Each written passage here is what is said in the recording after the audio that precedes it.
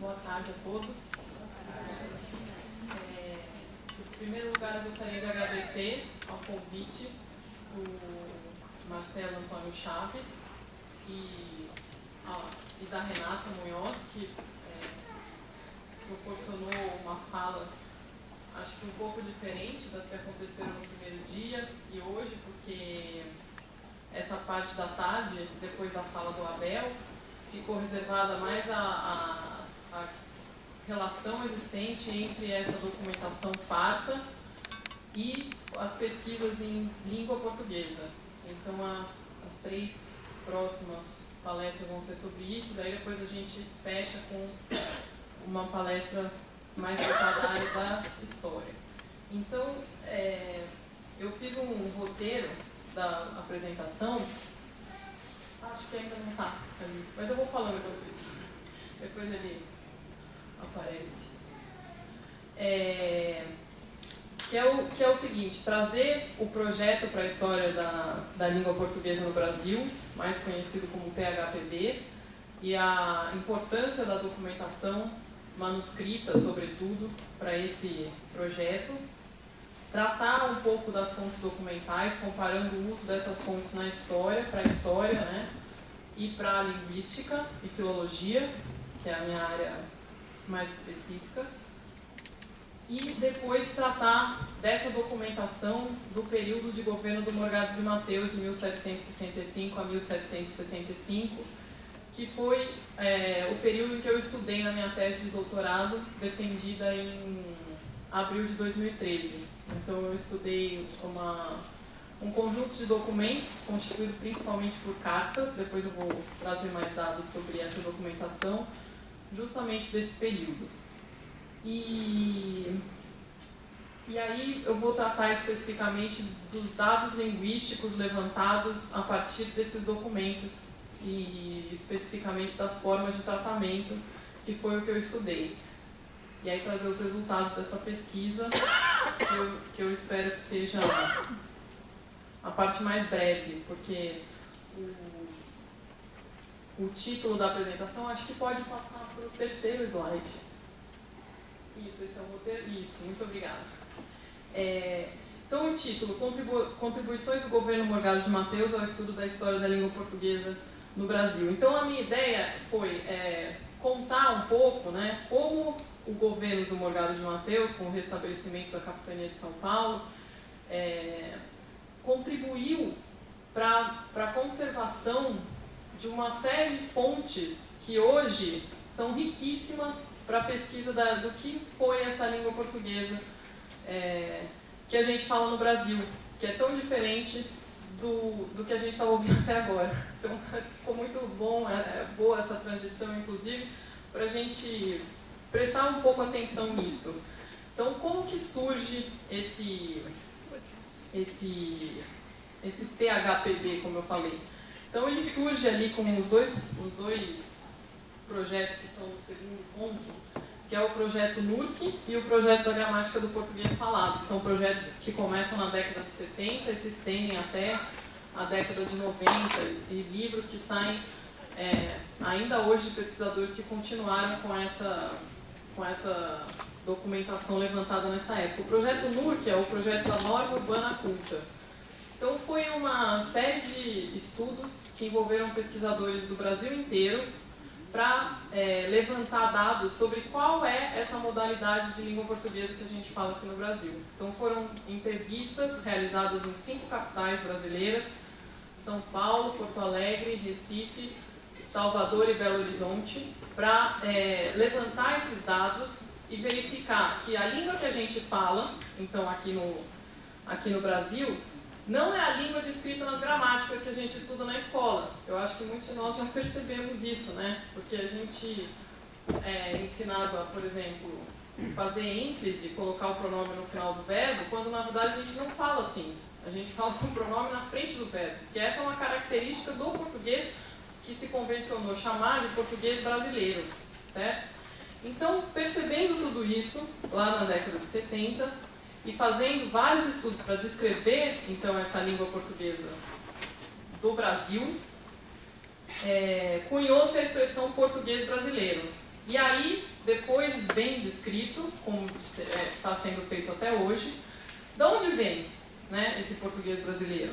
Qual é a história desse português brasileiro? Como ele se implantou? Como ele se desenvolveu? Reconstituir esses passos passou a ser o objetivo principal do PHPB, que é um projeto temático existente desde 1997, com equipes regionais espalhadas pelo Brasil. Então foi necessário juntar pesquisadores de todas essas regiões. A gente ainda tem várias novas universidades federais de estados que não estão contemplados aqui, se agregando a essa grande pesquisa. E como cada equipe tinha o objetivo de verificar o que aconteceu com esse português brasileiro no seu estado, né, muitas vezes comparando os dados da fala atual com os dados encontrados nos documentos, foram criando projetos específicos para cada região, como é o caso do PHPP, que é o Projeto para a História do Português Paulista, que é fundado em 2006. Ele passa a funcionar como um projeto regional, né, em 2006, e ele é mais conhecido como o Projeto Caipira, né, em referência a uma das variedades linguísticas muito presentes aqui no interior de São Paulo, que na verdade se estende, né, pelo que era a capitania antes. A gente ouviu no primeiro dia e hoje novamente a extensão que a capitania de São Vicente tinha, e as bandeiras, depois as tropas, monções. Então, por todos esses lugares onde os paulistas trafegaram, muitos eles deixaram essa marca desse R caipira, por exemplo. Então, não é um dado exclusivamente do interior de São Paulo.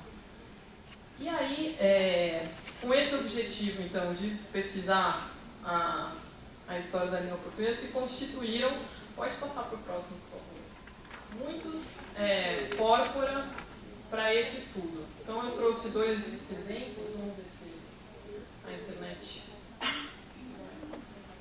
O primeiro deles é um corpora do PHPB, que eu quis trazer para mostrar como que a filologia e a linguística se utilizam dessa documentação.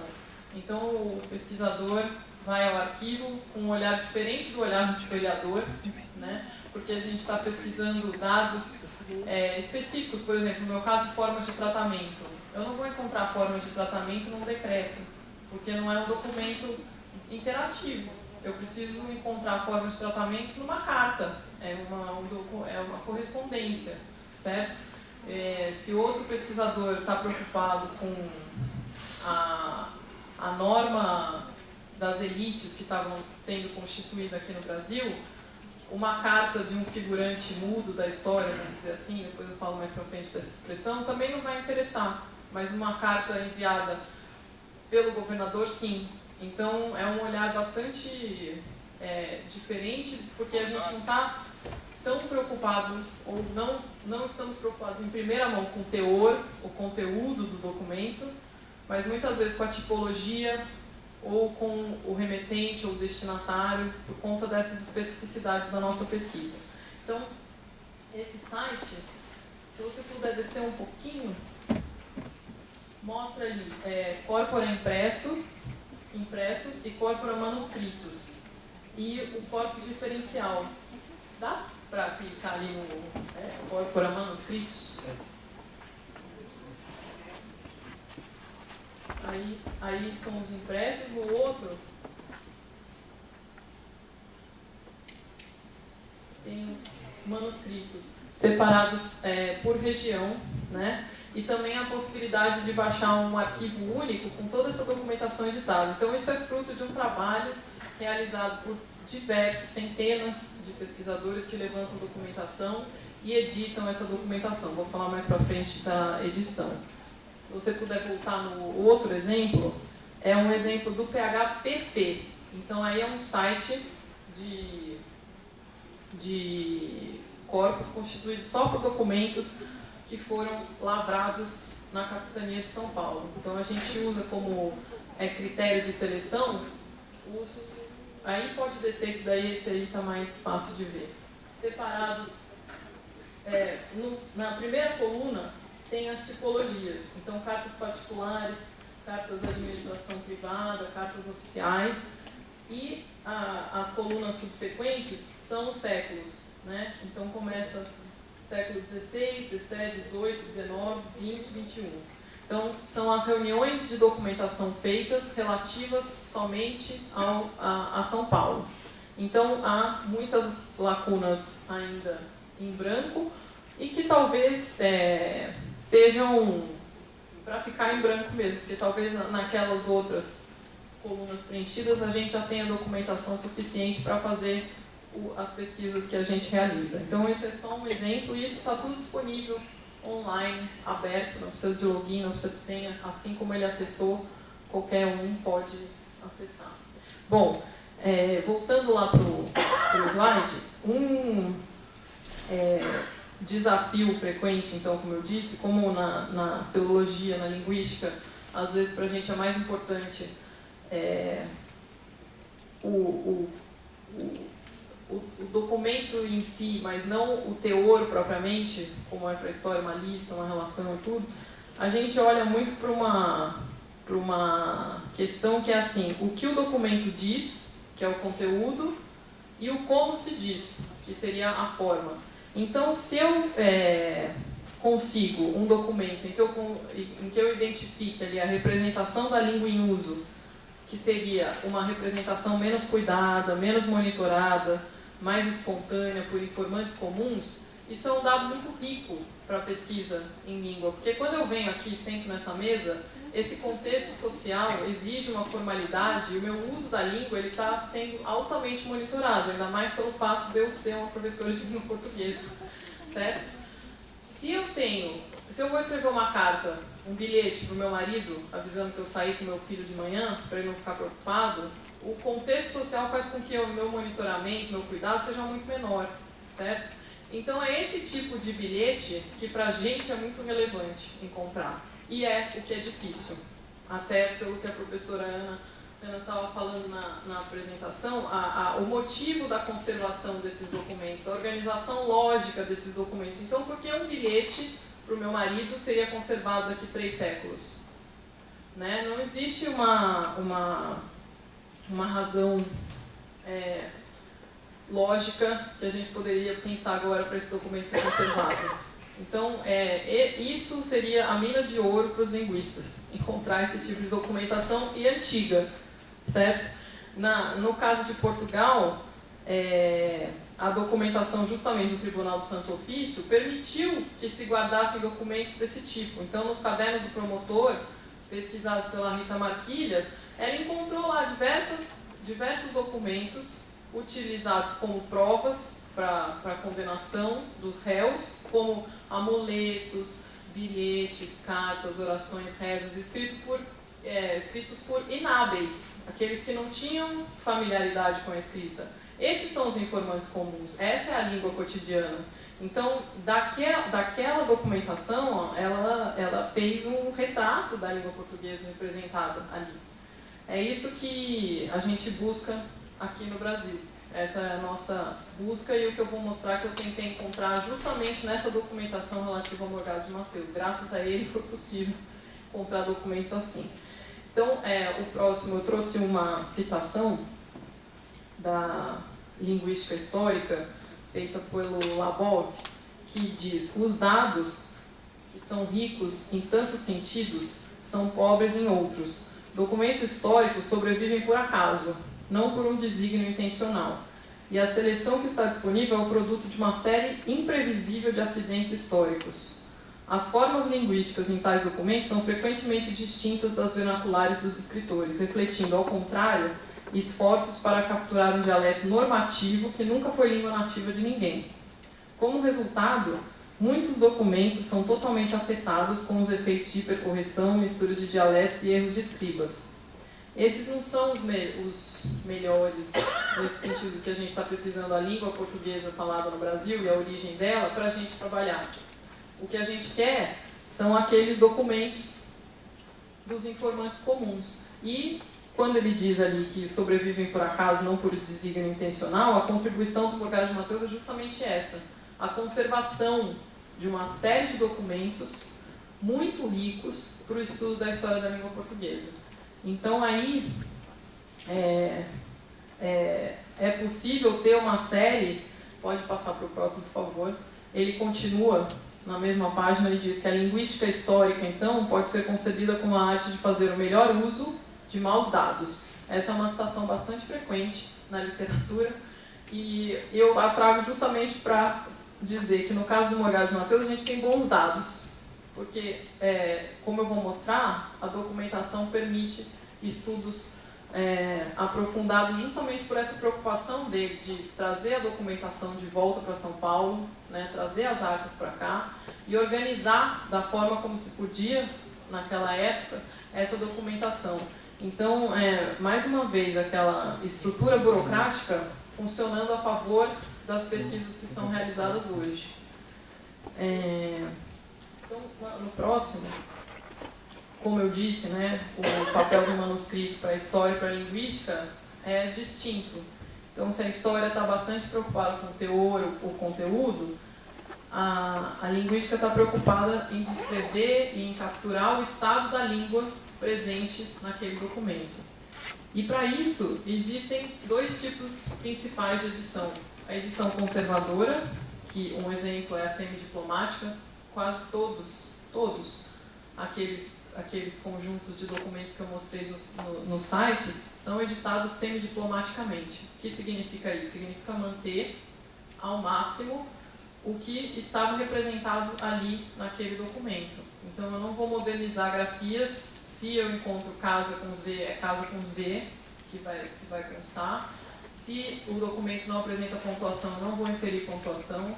Se o documento tem uma abreviatura, eu vou desenvolver a abreviatura e deixar bem claro para o meu leitor que eu desenvolvi. Então, eu vou marcar normas de edição, certo?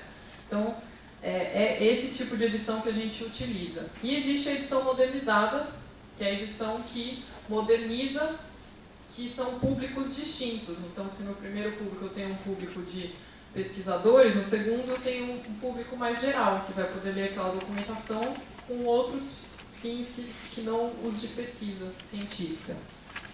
Então, a preparação de uma edição ela constitui algumas etapas, dependendo da época do documento. O deciframento, né, que pode parecer que ele fica mais fácil conforme passam os séculos, mas não é bem assim. Às vezes uma carta do século XX é muito mais difícil de ler do que um documento do século XV, então isso é bastante variável. Então essa é a primeira etapa. A leitura, então, do documento, no caso do século XVIII, mas que foi o que eu pesquisei mais de perto, a parte do deciframento e leitura é mais difícil porque são muitos punhos. Então eu tinha mais de 60 punhos diferentes nas cartas e a escrita nessa época já era bastante individualizada.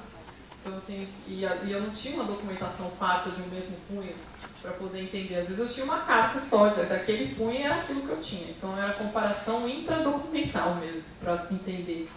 E depois disso a transcrição de acordo com as normas.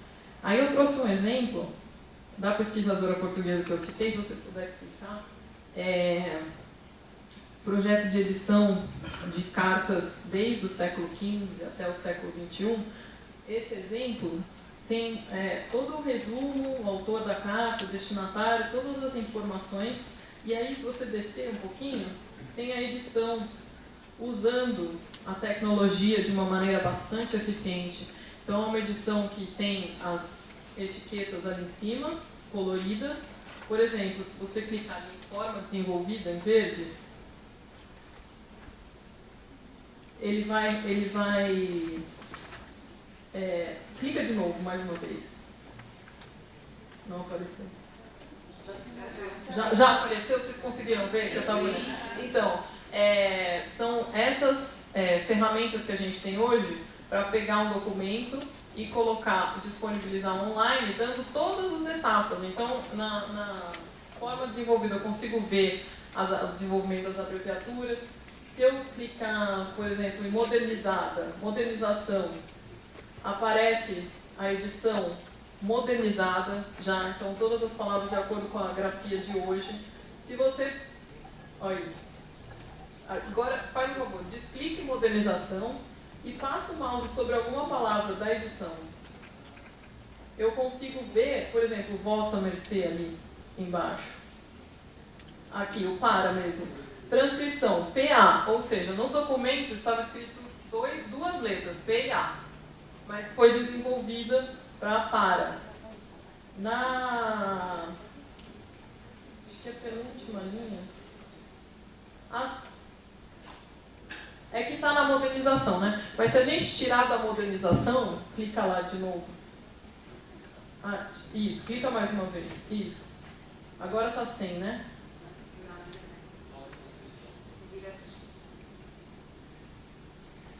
Ele não está saindo. Clique em transcrição, vamos testar. Transcrição.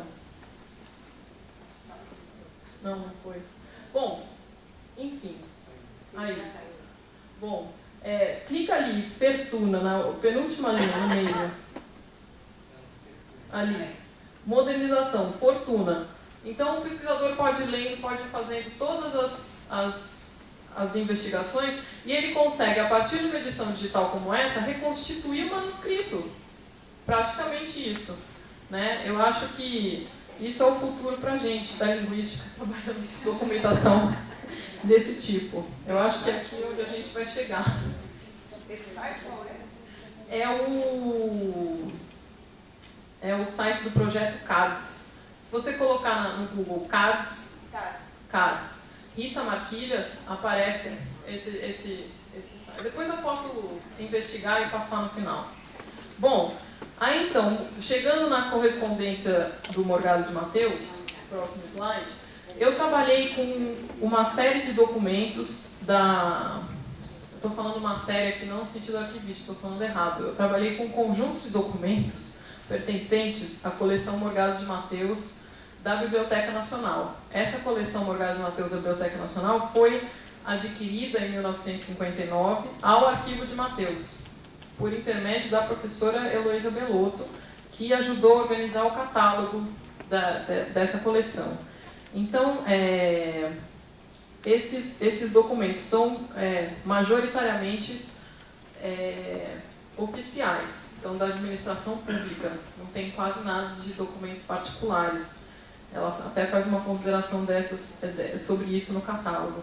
Então eu trabalhei especificamente com a gaveta I-3021, que é a única intitulada Correspondência Oficial de Terceiros. Ela é constituída de 189 documentos e eu fiz uma seleção de 81.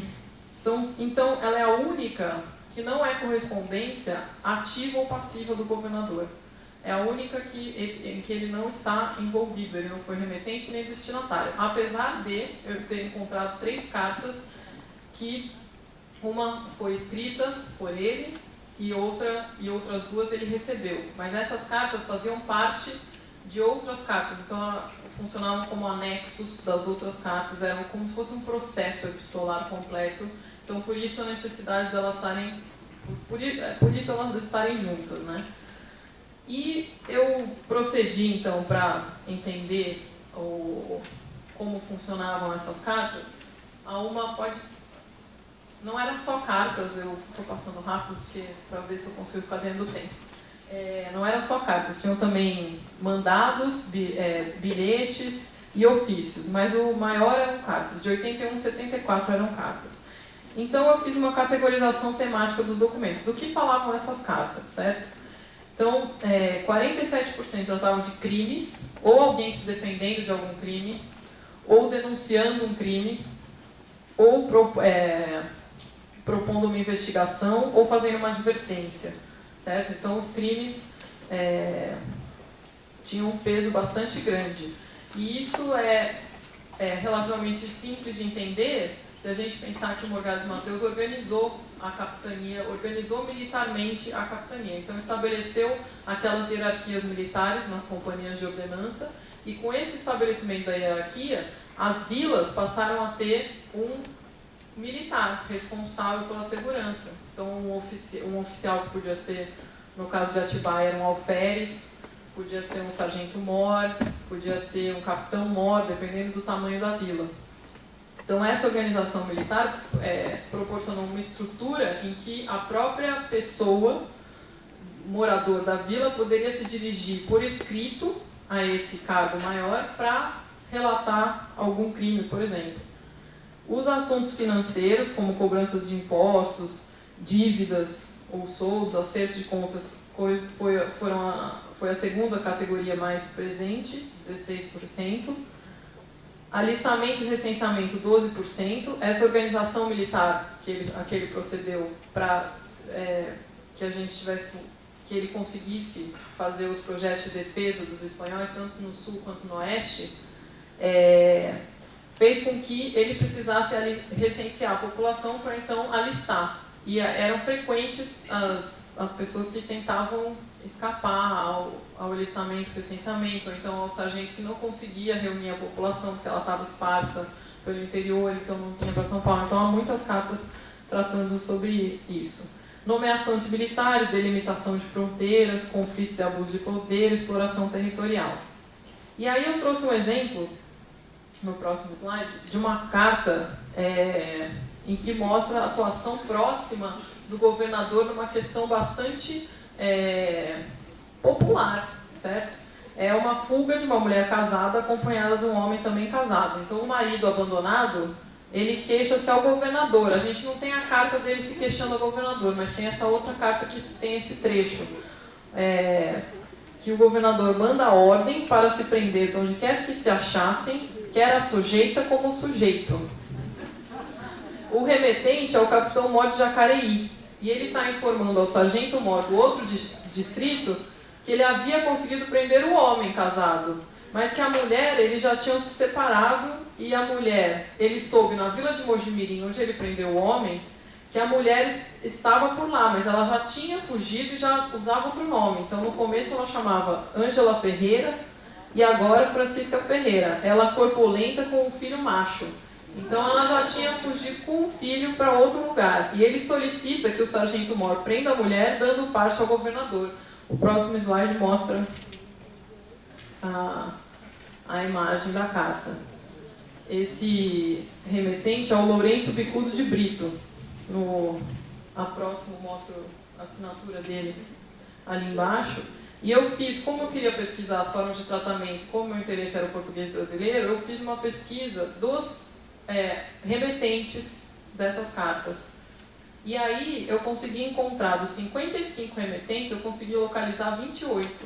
E desses 28, eu vou mostrar o slide certinho mais para frente, mas a maioria eram brasileiros. Esse Lourenço Bicudo de Brito, por exemplo, é da primeira geração, é da família da primeira geração que veio para o Brasil. O tetravô dele veio para a capitania de São Vicente na época, em meados do século XVI.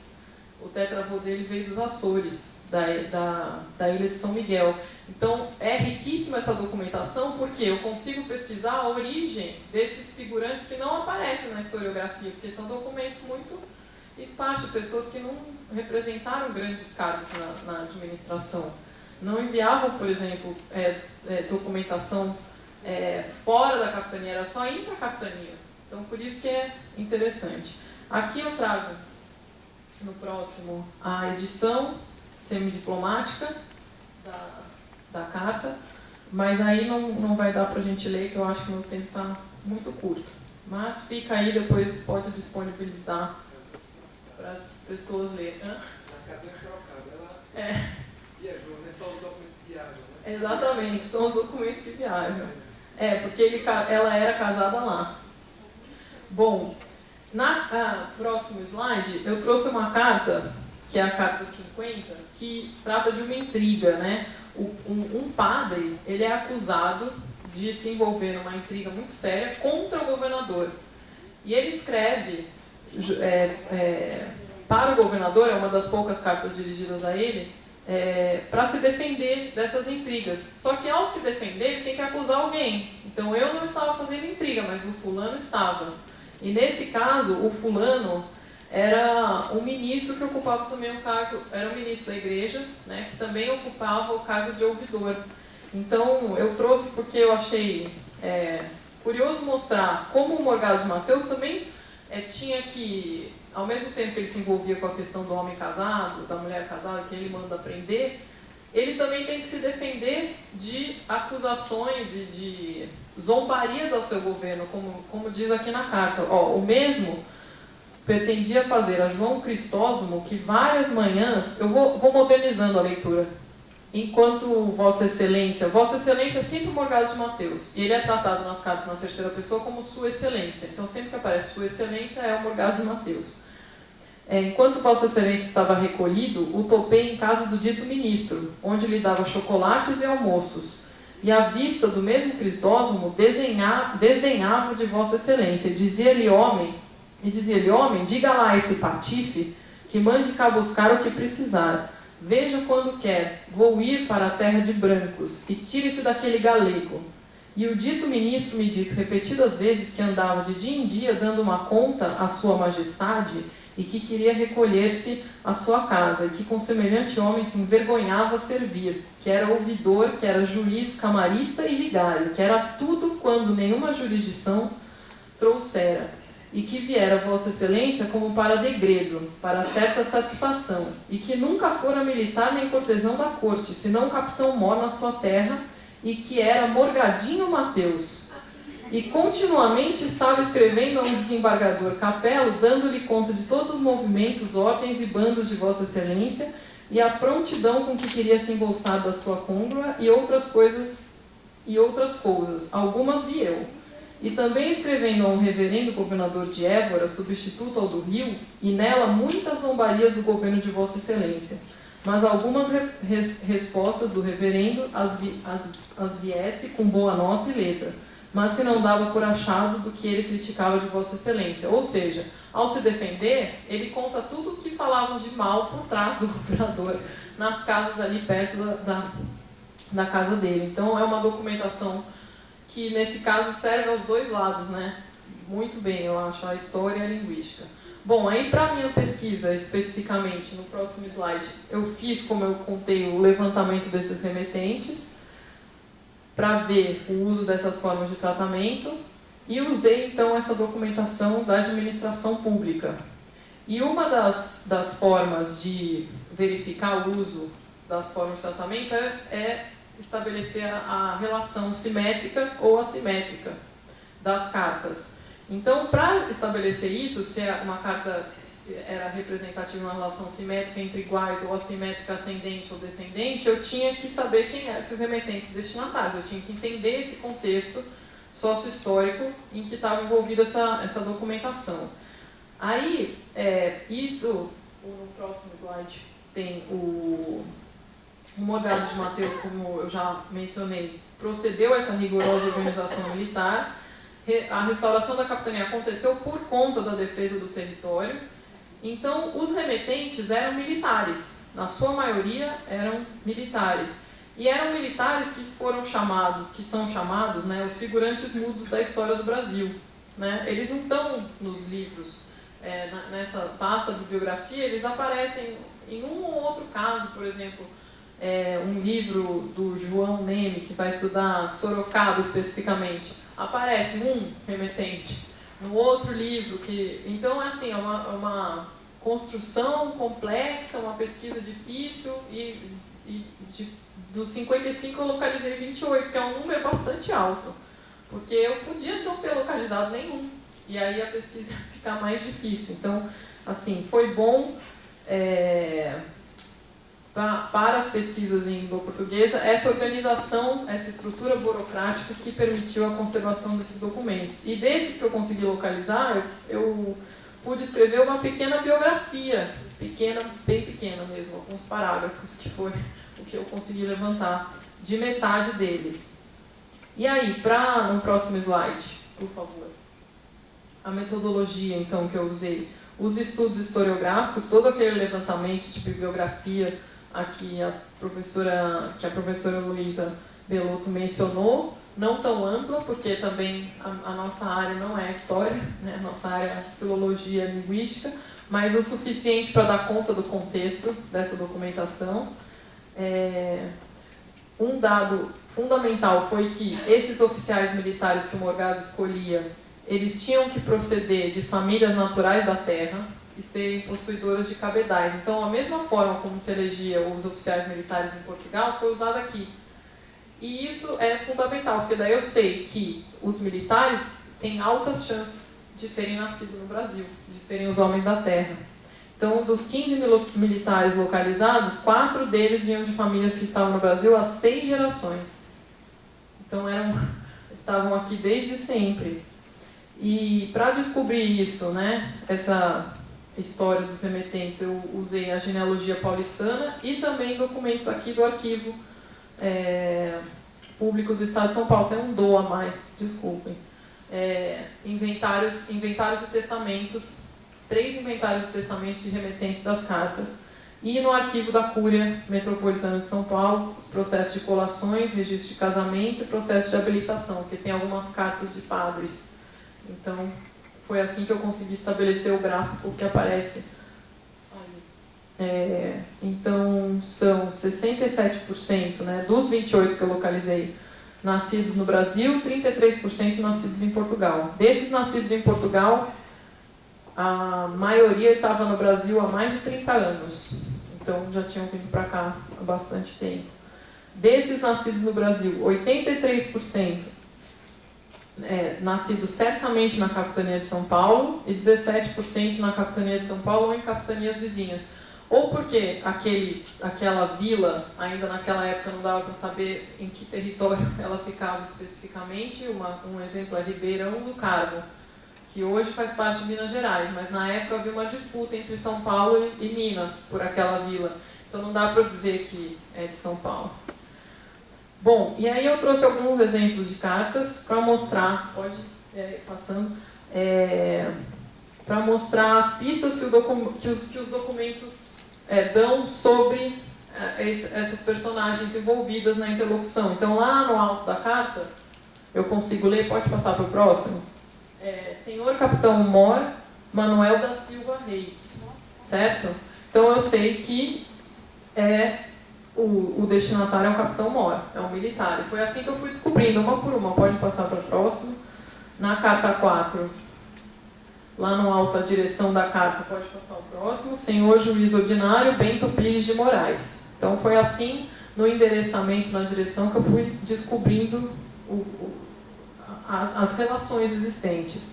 No caso da próxima, lá no final, na saudação final da carta, este seu muito obsequioso capelão. Então eu sei que tratava-se de um padre, que era o Francisco Ângelo Xavier de Agui, provavelmente. Certo? Aqui na carta 14, lá no fecho complementar também, pode passar, está lá, de vossa mercê, soldado muito atento.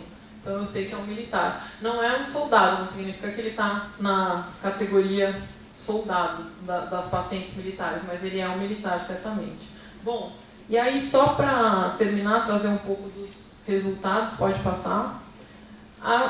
Eu consegui estabelecer, pode passar para o outro, as relações. Então, consegui estabelecer relações assimétricas ascendentes na próxima, relações simétricas e assimétricas descendentes, mas o que eu percebi é que essa questão da relação simétrica ou assimétrica, que é o que normalmente se usa para trabalhar a forma de tratamento, não funcionaram nas minhas cartas. Por quê? Independente da relação, todos eram tratados por vossa mercê.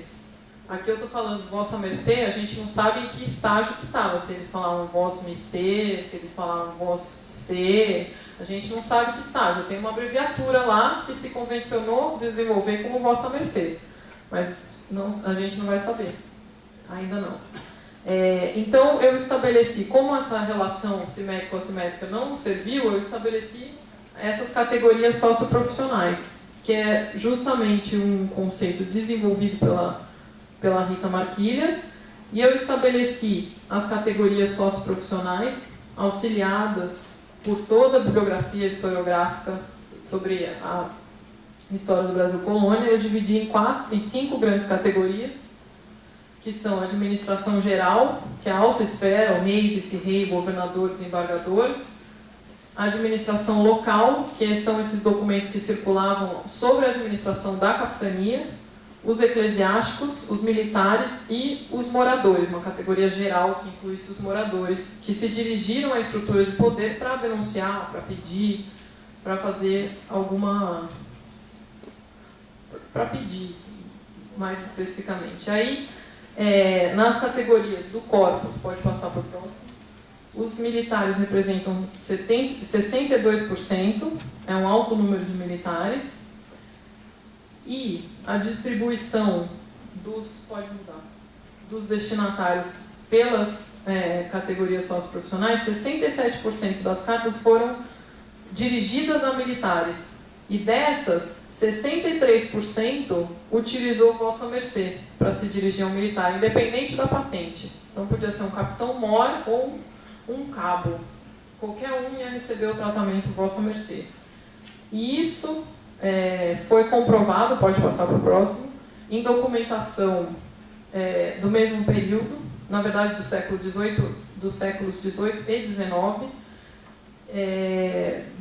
da Bahia, de Santa Catarina e do Rio de Janeiro. Então, o que eu consegui foi estabelecer um quadro das formas de tratamento nessa época. E o que é muito interessante para a gente é que o vossa mercê era usado para a administração local, ou seja, para as pessoas que estavam aqui, e para os eclesiásticos comuns, vamos dizer, padres e madres, também recebiam vossa mercê, e para todas as patentes dos militares. Aí, eu resumi isso no quadro seguinte, que eu já acabei de falar. E isso é muito interessante porque uma das grandes diferenças do português brasileiro e do português europeu é justamente a questão dos tratamentos. Aqui no Brasil a gente tem um quadro sociolinguístico bastante diferente, então existem locais em que as pessoas se tratam por tu, existem locais que as pessoas se tratam por tu sem flexionar o verbo, então tu vai, existe lugar que se flexiona, tu vais, e existem locais como São Paulo que a gente só usa você, a gente não usa tu. Então, isso é muito interessante. Pesquisar, né, a origem desse você de São Paulo e de outros lugares. Como considerações finais, então, essa organização militar e a estruturação das vilas, a criação de novas vilas que Morgado Mateus fez, permitiu uma circulação ampla de documentos e a forma dele de governar, arquivando, guardando, conservando, fez com que eles viessem até hoje, permanecessem até hoje, fez com que a gente pudesse pesquisar. E a validade, né, de pesquisar autores dos documentos para saber a sua naturalidade. Então é válido porque eu encontrei mais da metade quando eu fui fazer essa pesquisa mais específica dos remetentes. Aí o próximo, então a escolha das formas de tratamento está vinculada à categoria socioprofissional do destinatário, e os militares, que são os naturais da terra, como eu mostrei, eles se tratavam quase exclusivamente por vossa mercê. E é um contraste, por exemplo, com o que acontece no Rio de Janeiro, que não teve uma estrutura de militar, assim, militares do povo. O Rio de Janeiro tem um contexto sócio-histórico bastante diferente, né, em relação à formação de São Paulo, e lá não é por acaso que o você só começou a entrar no quadro pronominal deles no século XX. Até o século XX, pelas pesquisas que são feitas lá, era o tu, a forma predominante, que é o que acontece em Portugal. Então, o contexto sócio-histórico e a língua estão sempre muito próximos. Muito obrigada.